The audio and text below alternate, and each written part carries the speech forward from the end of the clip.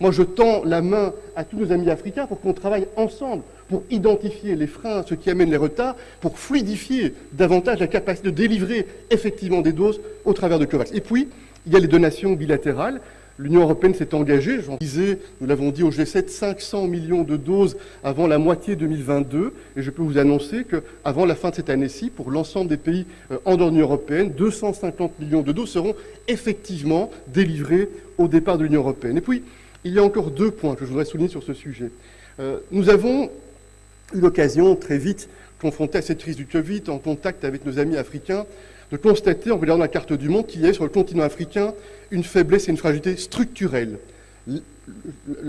L'absence ou les limitations de capacité de production pharmaceutique et de vaccins. Et c'est un que nous avons dressé dans la franchise, dans le respect mutuel. Des discours ont été exprimés. Partnership, Africa and Europe, and it is good for friends and partners to talk to each other frankly and to address the issues. You have said you have come to listen, but please take the message home as well that is coming from your friends here in Africa. At this point now, I would like to introduce the African Union, Mr. Moussa Faki Mahamat. We're looking forward to your remarks, sir, but please stand by for your video and then you may take the floor.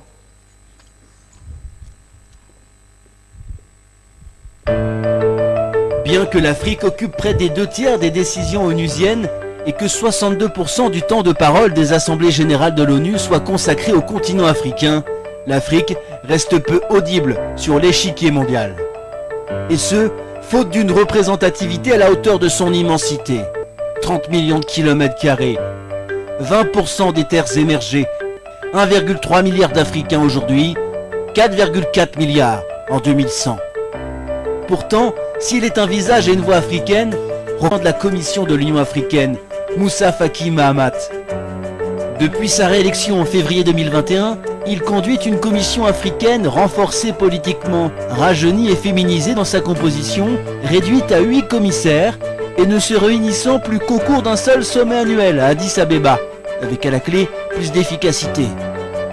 L'ancien Premier ministre du Tchad, puis ministre des Affaires étrangères pendant une dizaine d'années, connaît la gravité de la situation sécuritaire, humanitaire, alimentaire qui touche son pays et ses voisins, notamment le Burkina Faso et le Mali. La présence aujourd'hui à Dakar de la Commission de l'Union africaine et de son président est non seulement symboliquement forte, mais elle est aussi déterminante sur le plan politique. Et ce, pour assurer la montée en puissance des dispositifs sécuritaires et forces d'intervention africaines dans la lutte contre le terrorisme. Moussa Faki Mahamat a la rude mais nécessaire tâche d'harmoniser et d'accélérer l'africanisation de la lutte contre le terrorisme au Sahel. Une lutte qui va de pair avec les réponses collectives face à la piraterie internationale le long des côtes du golfe de Guinée. À l'approche de la tenue du sommet Union européenne-Union africaine, le rôle de la Commission de l'Union africaine, notamment du Conseil de paix et sécurité, est plus que jamais central.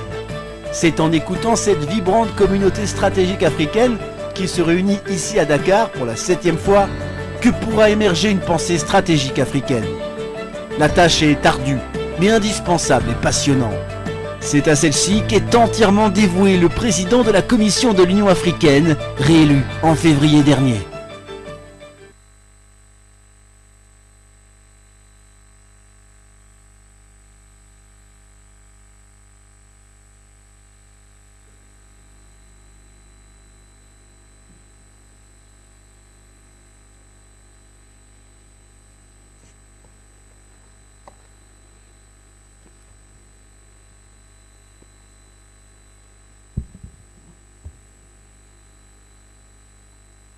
Excellence, Monsieur Macky Sall, Président de la République du Sénégal, Excellence, Messieurs les chefs d'État,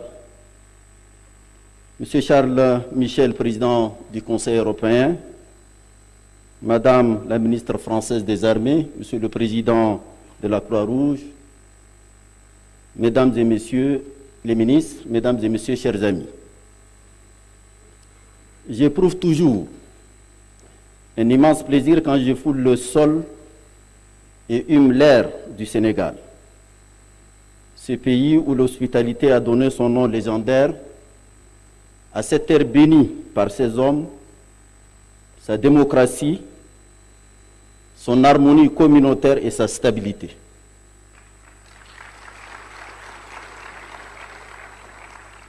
Tout en lui indique qu'il est l'air, le lieu idéal pour abriter un forum international sur la paix et la sécurité en Afrique, devenu au fil des années ce bel espace d'échange sur les problématiques qui soulèvent ces thématiques.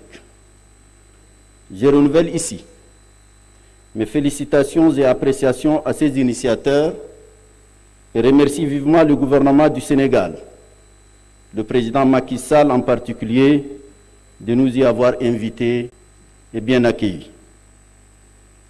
J'émets le souhait ardent que les échanges entre les éminentes personnalités venues de divers horizons intellectuels, disciplines scientifiques et expériences vécues sortent de cette 7e édition du Forum avec un arsenal, un diagnostic, une thérapeutie, dois-je dire, innovant et performant, adapté aux nouveaux besoins et exigences qu'appellent les circonstances actuelles. Mesdames, Messieurs, en termes de paix et de sécurité, l'heure en Afrique est grave, très grave. De la Libye au jeu des pouvoirs exacerbés, au Mozambique, aux confins de l'Afrique australe, le bassin du lac Tchad et l'est de la République démocratique du Congo, en passant par la RCA, en sempiternelle tension, et se projetant au Bénin et au-delà, en Ouganda, de la région du Sahel à l'Éthiopie, à la Somalie, dans la Corne de l'Afrique, au Soudan, au Sud-Soudan, l'Afrique n'a jamais été aussi fortement menacée par le terrorisme et l'instabilité. Le cancer terroriste, en pleine métastase, tue presque quotidiennement des dizaines d'Africains. Il détruit des centres hospitaliers, brûle des écoles et prive ainsi des milliers d'enfants des rares chances d'apprendre à lire. Vous en savez quelque chose. Aux conditions insupportables ainsi créées se sont ajoutées des crises politiques violentes du Mozambique. Tout le monde a vu la différence. L'appui financier accordé au G5 par le Rwanda, le Sénégal, la Côte d'Ivoire, la CEDEAO, l'UMOA était un bel exemple digne d'être suivi. Cette expérience limitée, très limitée je dirais, montre que la solidarité africaine dans la lutte pour la paix et la sécurité est possible et qu'elle peut être prompte et efficace puisqu'émancipée des lourdeurs bureaucratiques paralysantes. Un élan de solidarité au minimum aurait été décisif dans le combat. Il en est ainsi des changements non constitutionnels proscrits par nos principes fondateurs. L'acte constitutif, la Convention de Lomé, la Charte africaine pour la démocratie, les élections et la gouvernance. Pourtant, le dogme d'un souverainisme de mauvaise aloi paralyse l'action des communautés économiques régionales et l'organisation continentale dans leur capacité d'alerte précoce et leur velléité de résistance à de tels changements démocratiques qui sont des changements anachroniques, je dois dire. Notre projet phare, faire taire les armes, voit ainsi son horizon repoussé de décennie en décennie. La communauté internationale ne saurait non plus être fière de son action en matière de lutte contre le terrorisme en Afrique. Cette responsabilité apparaît à travers son entêtement à continuer d'appliquer un modèle de maintien de la paix devenu carrément obsolète. En excluant de sa doctrine l'imposition de la paix et en souscrivant ses déploiements militaires dans une conception statique et défensive et non dans une logique offensive, ces missions, au coût dispendieux, sont presque voués davantage à leur propre des pays de leur déploiement. Je reviens de New York. Il y a quelques jours, nous avions eu nos consultations annuelles avec le secrétaire général des Nations Unies.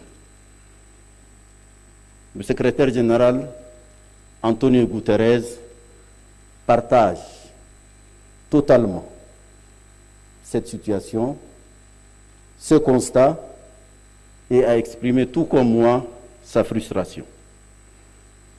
La politique de double standard, suivie par certains segments de la communauté internationale, ne facilite pas les choses non plus. Comment accepter le déni de l'universalisme du combat contre le terrorisme? La responsabilité du Conseil de sécurité dans la paix est une et indivisible. Le terrorisme en Syrie et en Irak serait-il digne d'être combattu et vaincu alors que le terrorisme au Sahel et ailleurs en Afrique ne le serait pas? Pourquoi la force de défense commune mise sur pied par les pays du G5, la MISOM en Somalie, la force mixte multinationale du lac Tchad, peine-t-elle et s'échine-t-elle à rassembler le minimum de ressources, leur permettant d'accomplir, au prix des vies des hommes et des femmes africains, qui s'immobilisent leur défilé de mission d'imposition et de maintien de la paix? Au-delà des indéniables responsabilités de la communauté internationale dans le maintien d'un modèle condamné par son obsolescence, les divisions et rivalités des grandes puissances rendent vains nos efforts de résistance au changement non constitutionnel, puisqu'il se trouvera toujours telle ou telle puissance prête à composer avec des dirigeants, peu importe leur légitimité, pourvu qu'il se trouve telle ou telle autre puissance qui s'en démarque, voire s'y oppose. Triste réalité. Cet état du monde complique intensément l'action continentale de résistance au terrorisme et au changement anticonstitutionnel. Il n'y a donc pour l'Afrique, pour sauver l'Afrique, que l'Afrique.